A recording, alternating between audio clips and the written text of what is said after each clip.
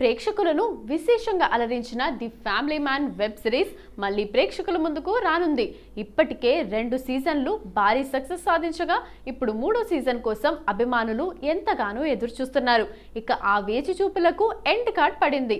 Amazon prime తాజాగా season 3 streaming డేట్ను అధికారికంగా ప్రకటించింది. నవంబర్ 21 నుంచి ది ఫ్యామిలీ మ్యాన్ 3 ప్రైమ్ వీడియోలో స్ట్రీమ్ కానుంది.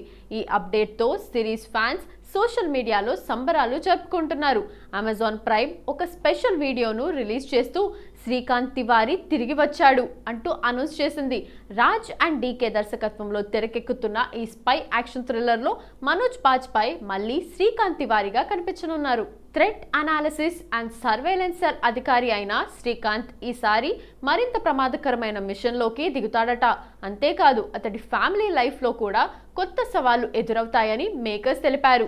రాజ్ డీకే మాట్లాడుతూ ఈ సీజన్లో శ్రీకాంత్ టీం ఎదుర్కొనే ప్రమాదాలు మరింత తీవ్రమవుతాయి. అదే సమయంలో ఆయన కుటుంబంలో జరిగే సంఘటనలు కూడా భావోద్వేగంగా ఉంటాయి అని చెప్పారు.